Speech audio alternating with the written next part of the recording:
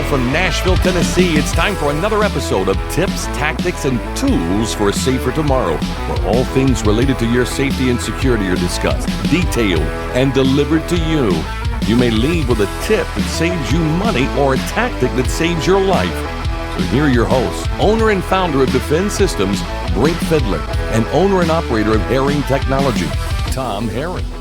Hey everybody, welcome to this edition of Tips, Tactics, and Tools for a Safer Tomorrow. Brink and Tom with you as always. Lots to discuss in the world of safety and security. We try and bring up common topics that people are concerned about, but also some unique topics that people will be concerned about after we explain it to them, which is what we're going to do today.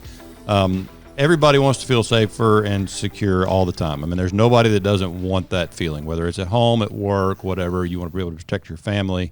You want to be able to protect your belongings.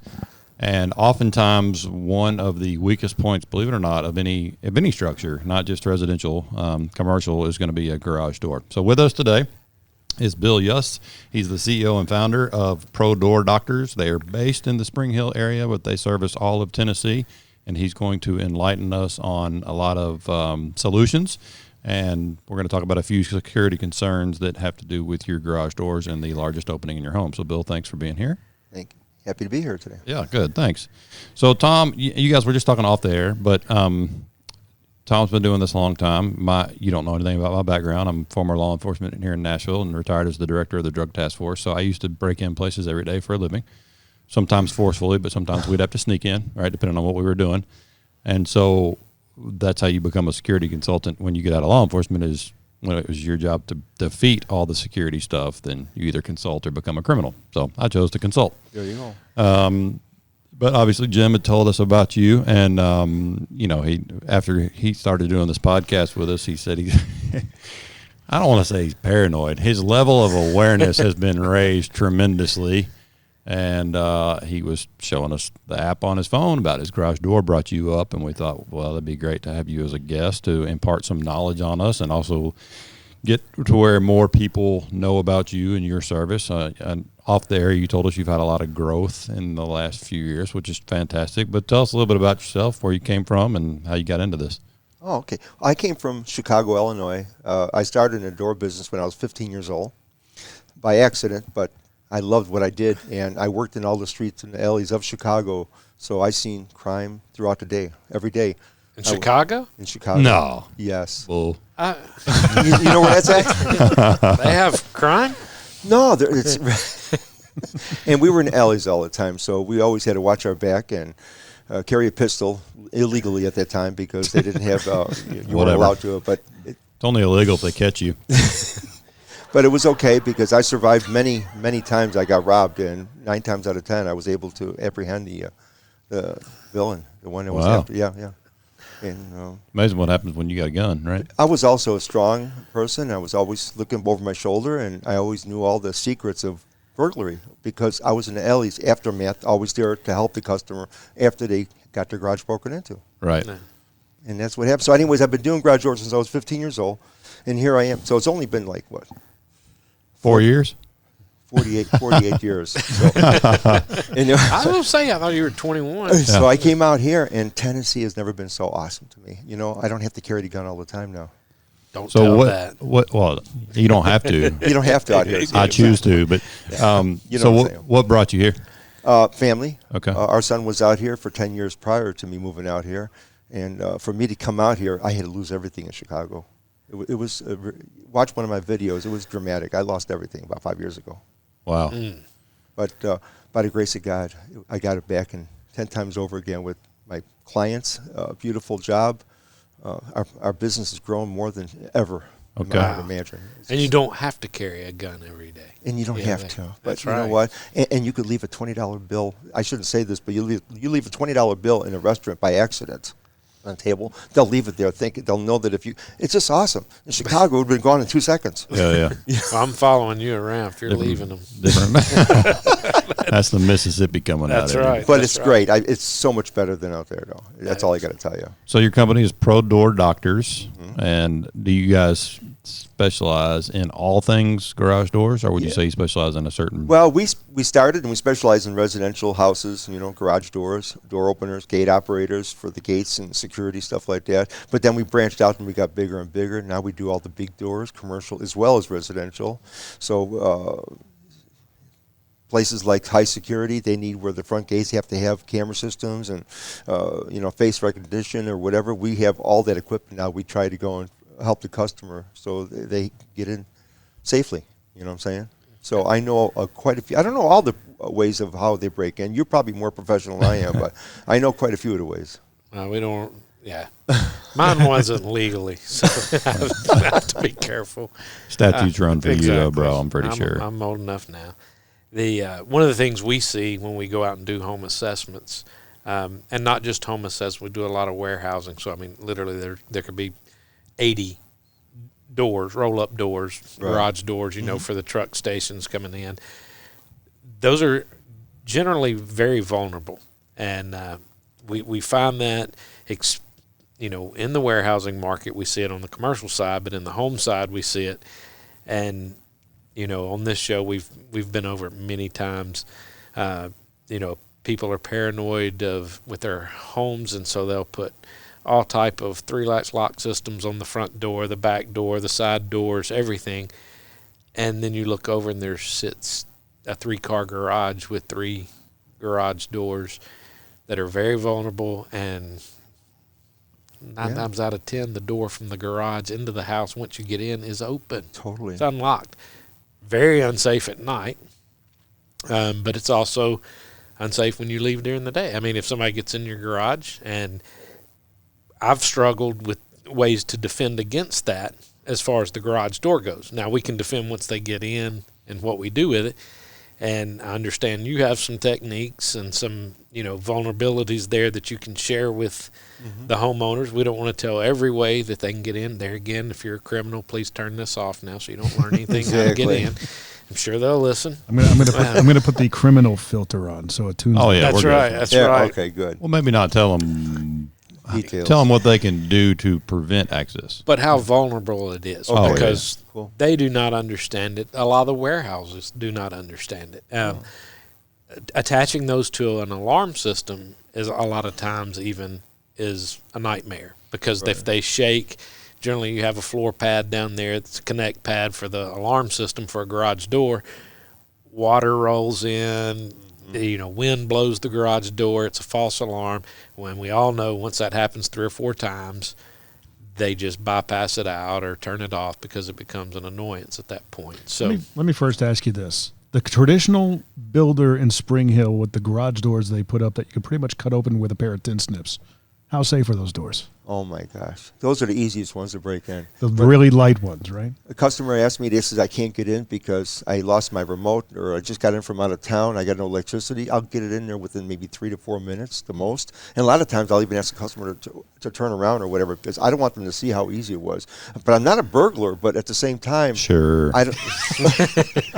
Well, you already told us you're a criminal. You carry a gun. It's dangerous. It's dangerous because people, you have to have some trust, right? Yes. But when you let the customer know that how easy it is, they may not trust you even. It's like, wow, that. But it's not. I'm not here to break in. I'm here to help them. Right. I've never been a burglar, because if I did, that would have been my job, and I would have been a darn good one. Yeah, right. Okay, but I'm not. So I help people when they're stuck at midnight or whatever to come out. But the ones in Spring Hill, those light-duty ones or whatever, they were installed by 22-year-old or 24-year-old young amateur garage door men. I'm not saying amateur. They've been doing it for a couple of years, but there's so many things that you have to do properly to make that door safer. Number one is the door's light and thin. 20 gauge, 22 gauge, you could blow it in almost, okay? it's not a pet access door. It's a criminal access door at that point for your house. Yes, and a garage door is so critical, because a burglar knows they could break in a garage a little bit, not only easier than a house, but also to get less penalized, because I think there's a bigger fine. Am I right or wrong? Or is it more criminal when you break in a house than if you just break in a garage?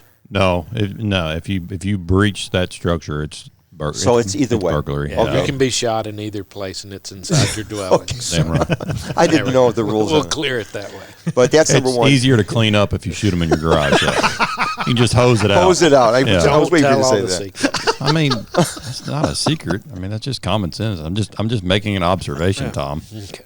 But it's real thin metal. You could actually push it in at the top and reach right in and pull the emergency cord because it bends so easy. The door's so thin. Right. That's so number one. On the emergency cords, that's no secret about emergency cords. Everybody right? knows that. But, I mean, they're important. But, of course, one thing Tom likes to recommend is, roll them way up. Mm-hmm. Tell them what the emergency cord is, because some of the people may not Well, let's let understand him explain what the emergency Okay, the emergency cord is for when there's a power failure or if your door opener breaks down, you pull on the cord and you can raise the door manually. But the thing is, by law, I can't roll it up because if a woman comes in there in a wheelchair and she can't reach it and there's a fire in the house, she has no way to get out. So I just took some security and safety and I made it unsafe for the homeowner. To be able to open it. So we can't roll it up, but the customer, the homeowner can do it but themselves if they want. But that cord that hangs down is also a hazard because you could reach right in. Yeah. It's the little red short string, emergency has a little cord. plastic T Right. handle on it. It just disengages the door from the gear and allows it to And then it allows it to unlock. Right. It free unlocks roll. it and you could raise it freely. So, right. I mean, we get into the same stuff with building. We do a lot of residential security design for whatever the need is. And oftentimes we'll have to do whatever we have to do to get the certificate of occupancy. And then, again, fire code dominates society. And I get it. And ADA. And ADA. Yeah, ADA, yeah. And, I get it. But it's a balance, and that's something that the homeowner's going to have to decide themselves how important is being able to pull that versus access to their dwelling. And how complacent are you being on leaving your pedestrian door from your garage into your house unlocked, unsecured, whatever, unmonitored, all the above. But if you were installing garage doors at my home and I wanted something pretty safe and secure, but still, reasonably affordable and functional, what would you tell people? Well, what I would tell them, number one, is if you're going to get a new door, you mean? Yeah. If you're going to get a new door. Or new construction, either one. Oh, my gosh. You get a regular double steel door or you get a door that's at least a 24 gauge or less, which is a strong door. That helps from bending in the door to reach in. To reach in. Okay. That's number one. Number two is add 2 extra struts. It makes the door from bowing. Okay. Not only is it help from the burglar being able to bow it to get in, but also wind damage. Now you just made that garage door from a 50-mile-an-hour wind load to an 80-mile-an-hour wind load. So if a tornado comes in at 82 or whatever, you might have a chance of that door not blowing in. Okay. Or a customer or a burglar pushing it in. Because now you just stiffen that door. And it's only a $25 part more that you add to the doors. Yeah. That's a big plus. Yeah, that's huge. And that's stuff that people, well, number one, I've worked with more than one door company, as I'm sure you have, and never heard that. It makes complete sense, but you're at least like-minded enough and have seen enough in your time on helping people fix doors that were, forced open, burglarized, what have you. I mean, it's a niche. What I do is a niche. What Tom does is, especially the specifics, is a niche. You brought up, facial recognition stuff. That's the kind of stuff they do. They're doing facial recognition for access control for some clients. The client wants to pull up to their gate and look at their camera, and it opens their gate. And he's got some that they walk up and it opens the door to their house when it recognizes their face. I mean, it's that's not even our field. We're only getting into it a little bit only because it connects with our system. So we're looking always for a good person that wants to. We don't want to mess with that stuff. You found them. This place is. We really don't. Well, it's actually on those 2 doors in the treehouse there. Yeah, I was pretty impressed to see that. Yeah, it's interesting, but so that's on the residential side. Again, because of your industry and what you do, you can't be the one to do it. But folks, I mean, by all means, first of all, how many people have ever needed to pull that little red cord in an actual emergency? Like, not me. Once every 5 years, on an average, maybe. Yeah. So versus how many times has the home been accessed by burglars? Of course, what we're seeing right now, there's a lot of juvenile crime in Middle Tennessee, a lot. There is. And they are bold, and they are armed, and they are carrying guns. And we've got video of them breaking into cars in the driveways with guns in their hands, shooting at homeowners to come out and point guns at them. And, of course, a lot of these homeowners are leaving their garage door opener in their vehicle parked in their driveway.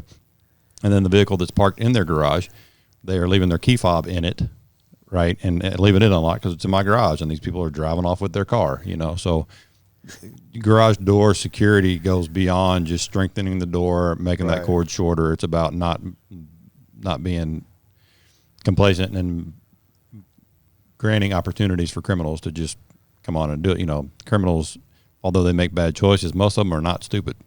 They make terrible choices, but they're pretty slick. So anything else you would add on the residential side as far as strengthening the doors, or maybe not even on the security side, just on the, you know, if you were giving somebody advice that needs door replacement, besides obviously call you. We got that. Right. Okay, yeah. Shameless plug again, prodoordoctor.com. But besides that, is there anything else you would, if they're living in, I don't know, Illinois, they're not going to obviously hire you to come up there, but what should they know? What should the average Joe know? They don't have to get me. I mean, you know, get a good door guy that knows his business, that's been doing it for over 15 years. Because this door business, you can't learn it all in the first 5 to 7 years. It takes at least 10 years or more to know just about everything. I'm still learning stuff. But good. Another thing is, if your door is jiggling from left to right, you have a problem. That door, you can get that door open. I'm not going to tell you exactly how, but I can get that door open like in 2 seconds flat. So a good door guy is going to line that door perfect, and he's going to be a professional. And he's going to make that door, when it comes down, it's snug to the floor. Not just this way, but also from left to right. Got it. So say the time frame again, how quick you can get in if it jiggles left to right? About maybe a minute and a half, 2 minutes. Yeah. I can get right in there, yeah. Okay. And then my third thing was the car, but you already covered that, so. Yeah, well, we've seen it. I mean, we're dealing with it right now. Yeah, the juvenile usually crime after the fact. Yep. Yeah. Well, Juvenile Crime Task Force is dealing with that right now. I mean, they had a chase in Brentwood the other day. They were throwing AK-47s out the window, and it was a bunch of juveniles. But anyway, so moving on to the commercial side, and of course, Tom does both. I mean, he does high-end VIP residential, high-value kidnap target type folks, and then he does a lot in the commercial industry. He's got a lot of very significant clients that I can't necessarily name, but at least on there. But they do a lot in the warehousing industry, right? A lot. And you talked about the door contacts earlier. We talked about this in another show, but I mean, the drug task force where I was the director, we had a huge warehouse, and there was one of the door contacts for one of the overhead doors when I first got there was always acting up, and they would just bypass it. I'm like, this is the drug test. There's millions of dollars of crap in here, and we're bypassing a sensor. How about we fix the sensor and the door? But I wasn't in charge yet, so I had to be gentle about how I approach that. But, you know, those are a bit of a issue. So on the commercial side, well, I'll rather punt to you to start with, Tom. What are some of the most common things you've seen and had to address, and like things you're trying to overcome, right, in that world of securing those and watching them and alerting them and all that? Yeah, most of it's complacency or laziness, not shutting the door or not latching it back. You know, if trucks are coming in constantly and backing in, loading materials, it's real easy not to latch the doors down right then, you know, because I've got another truck coming in 20 minutes. I've got another truck coming in, you know. Well, you know, they pull off, they can run up there, lift the door, roll into the warehouse. They're massive warehouses. Somebody can hide. Then all they have to do is pick up a vest. They blend in, find a name tag at the break room. They're, you know, the whole place is compromised at that point. And with warehousing, you don't know what's in there. I mean, it could be anything. You know, we won't even discuss what all it can be. Many times expensive stuff. Yeah, very expensive or intellectual property as well. I mean, so they become extremely vulnerable. The other thing is just leaving them open all day because the trucks are coming and going. And, you know, do you guys do any of the netting that goes across with the door? And for the uneducated person, so netting across the door, meaning just so the air can flow through, but people can't get through. What's it made of, and what do you recommend on that? Or like chain? I mean, I've seen the chain ones. I've seen cabling ones. Is there ones that are actually like net material that you could cut? Webbing, yeah. Yeah, it all depends on with the atmosphere. If they need no bugs, but they want the door open, then it has to be a full-size door that rolls down, screening, okay? Yep. Because they want something fast, they can close it and open it, and people won't come in, you know, intruders or whatever. But there is cheaper ways of doing it with a web, like you said, but it'll allow the bugs come in. But that's okay, too. It's a little bit cheaper system, but it still works. It keeps them out. Yeah. And one of the things we put on that to defend against it is most of the time we're monitoring with cameras. And so with the analytics, we can put on there and put a threshold, at the garage door itself, monitoring it from the inside. And if a human crosses over, it will set off an alert. So via the camera, and which through is the awesome. software there. So those are ways we can defend against it. But as actual hardware on the door, what are the things in commercial that you've seen, that have become issues or problems with those doors? And how do you prevent that? I'm sure routine maintenance, even just. Well, half of the doors don't have locks on them. I'm not going to name which was a warehouse I was at the other day. There was like 75 or 70, about 72, 75 doors around there. And 80% of them had no locks on them. And tear them off. Or they were gone. They were falling apart. I mean, you should have locks on them. I mean, you could still have an alarm system, but, why have it so the burglar can just go in and get what he wants and run? Because number one is a garage door. You go in. That's the easiest way access to. Come in, take your heavy-duty equipment and your truck and back it in and put it all right in your truck and get it out of there faster than the front entrance door. Oh, yeah. Oh, absolutely. So it's a bigger area, avoided area. You got to fix that up.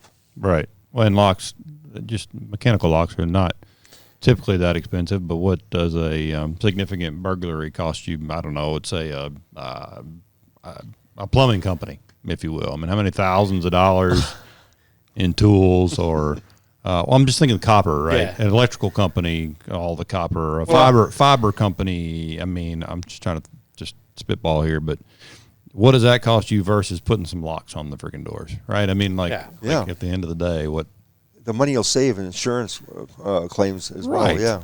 But again, it's back to complacency. That's why. It's because they're complacent. Oh, it's not going to happen here. Oh, you're right. That employee you fired doesn't know your 72 doors doesn't have locks on them, and they'll never come back in here and burglarize this place. No, of course not. Or tell his cousin, whoever else. Is there a Haven lock for a garage door? There should be. I don't know if they. I don't know how you would. That's a good question for We the could Haven throw Lock that guys. to them, and they would definitely look. Well, at shameless plug. If you're not familiar with Haven Lock, it's havenlock.com, and they are a fantastic option for a residential door locking device, and they also have a classroom door / office door device. They were on Shark Tank last year. Yeah, I think so. For the residential product. They're here in Middle Tennessee. Are they really? Great guys. Yep. We'll show them the two locks to you when we get off the air I need here. to see that. Yeah. Yeah, they're really neat. But are there some like actuator activated type of locks that you could put on your door that connect with an opener once the door is closed? Yes, there is. Yeah. They're starting to put them on the new operators that mount on the side because that's getting to be a big problem. A lot of people are buying side-mounted openers, which is awesome because now you don't have a motor overhead, but now you don't have the arm that's holding that door down like it's supposed to. There's nothing holding it down other than it's holding the spring from moving. So, but the door is freestanding, so you can lift that door right up. Of course, it's 50 to 100 pounds, but burglar doesn't care. They'll lift up 50 pounds. There's no holding device holding it down. Right. I shouldn't even be saying this, but I am. But we're trying to educate people to get smarter. But Liftmaster makes a slide lock now that mounts to the side track electronically, and that opener, after it's down, it shuts, it'll go and it slides a little pin out. Yeah. So the roller doesn't go up. So that'll do it. Yeah. So they're getting a lot more advanced now on that stuff, and that's needed.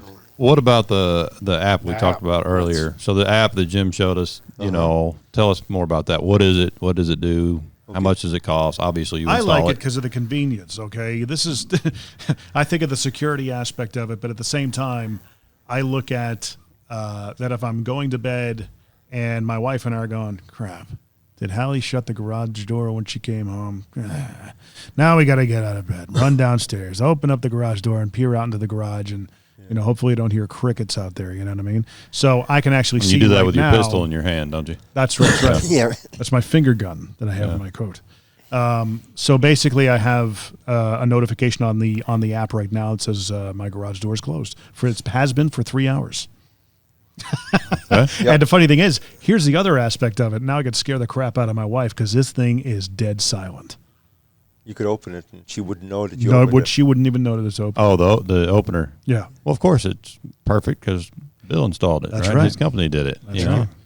And which is why he's growing so fast, and because he does great work, and everybody's spreading the word. So good for you, bro. And the thing I was going to say before is that even in the Spring Hill area, he's got such a wonderful reputation. It definitely precedes you. And whenever somebody on Facebook's looking for a garage door, hey, it broke or we had a spring. there are probably, 15, 20 people that will put your name up. At least. Just like, you don't even have to do anything. How'd you find him? How did we meet?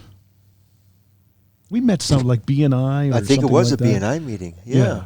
Yeah, You we know, met So through we some might of the need network. Jeopardy music for that long Exactly. pause there for a minute. I was impressed with him because they I'm look like, at each other. and that was when I first started out. And I'm like, I was so desperate for work. I was scared. I just came out here and I'm like, I'm starting all over in life. And And all these rednecks, are they going to be nice to you? and like, what am I called? A Yankee. Yankee, thank you. Yeah. I'm a Yankee. So my wife says, don't try to be anything else. You're a Yankee no matter what you do. I said, okay, so I'm a Yankee. How you doing, everybody? And then this gentleman was so nice, and like he talked to a Yankee, It's like, but then everybody, I find out 90% of everybody is transplanted here from somewhere else. So Yeah. it's not everybody.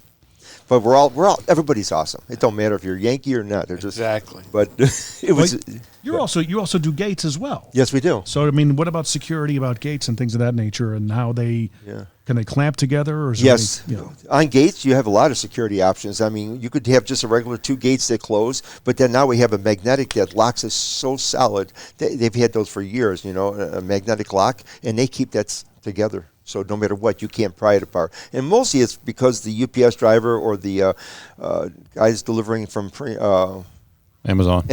That's right. Yeah. Okay. Anyways, when they come in, sometimes they squeeze those gates apart so they can come in and do their package because they don't know the code. And you're not supposed to do that because you could mess up a gate there. Yeah, but this put is that so alarm. bad, you need a crowbar. You can't pull it apart. That's what I have at my house. So Maglock on my gates. It's the only way to do it. It keeps people from trying to just sneak in. Yeah. Walking in.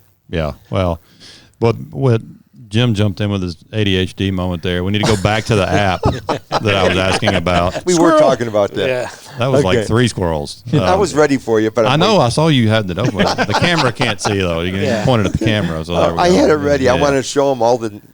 So tell us, what is the app? Okay. What does it cost? And all that stuff. People are going to want to know about this thing and how much it costs to get it. And we already know who to call to get it. So Great. Well, the app is free. Okay. It's been free for years, and I think it's going to remain free. What's the name of it? It's Liftmaster. It's called MyQ technology. Yep. MyQ. And then you can find it. You can download the app. And for every garage door opener or gate operator you have in your house, you can monitor each and every one. I mean, I got a whole list here of everything on my house. It tells me which ones are open right now and which ones are closed. I even have one for my kitchen sink. Okay. My wife, that's a long story, but I have an actual glass overhead door by my kitchen sink. Awesome. So you push the button, I can open it right now, and it goes to my backyard. My wife would kill me if I pushed it right now because she has the air conditioning going, but it would open up the whole kitchen to the backyard there. and it gives you notifications. Yeah, it If does. the door It'll- opens. Okay. So when it opens, it'll tell you, so you know what's going on. And every one of these applications tells you if it's a gate or if it's a house door or whatever. It's got a picture, and it also has an extra little symbol. You see the little symbol at the bottom corner, a shield? That tells you that slide lock is working. Okay. So I'm going to install them on all of them eventually. So if people listening right now have a Liftmaster, is there a good chance that they have this? If they don't have it, they could buy a $40 device and add it to it, and then it'll internet to the world. So they could be in Florida, New York, and anywhere. You don't want to buy an aftermarket. The aftermarket system doesn't work too good. Does the MyQ, does it integrate well with like Samsung SmartThing hubs Yes, it and does. Z-Wave and things like that? Right now, it even tells you at the bottom all the things that it'll connect to now. It connects Okay. to everything. Your Amazon, your account, your home speaker system, where you say Amazon, is my garage door open? And it'll tell you. Right. It connects to all that stuff now. Okay. Yeah. Pretty easy to set up if somebody already has it? If somebody has it, it's easier than Pi. Oh, yeah. Okay. I highly recommend it. That's neat. Okay. So it's Liftmaster MyQ. I mean, I've heard of it. Oh, absolutely. That's a name brand that's been around. I wonder if there's a way to connect them with like a camera inside the garage. I'm sure there is. Oh, well, you can integrate. Yeah. It's just a trigger is all you're looking for, Yeah. right? Yeah, Is yeah, if it that's if it right. goes Input, up to output. make the camera start recording, and of course that's what these guys do all day. There's a bunch of if-thens, right? That they can program.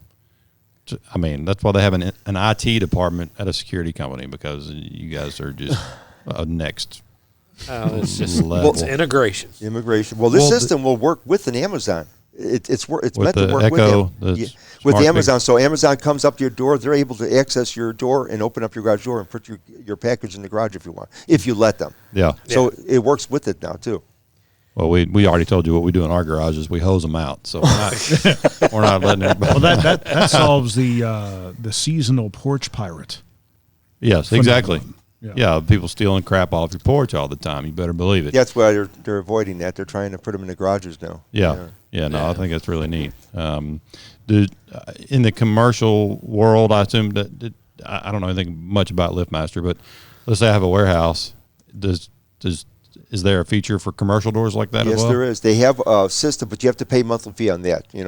It's 30, 40, whatever it is, I'm not sure. But it'll give you a complete app, and you go on a regular computer. You can tell you which door in the warehouse is open at the time and which one that should be open, why is it open, and everything. But it's a beautiful application which shows the whole warehouse with the pictures of all the doors. Is that Liftmaster also? That's Liftmaster as well. That's their program, not ours. Yeah, the commercial version. Okay, that's I mean, I can see a lot of value in that. I mean, that's almost the biggest thing I see if we're assessing a warehouse is back to convenience. I say all the time, and I know you've heard my spiel, but he hasn't. Convenience and security don't exist in the same world. They just don't. Security is just not convenient.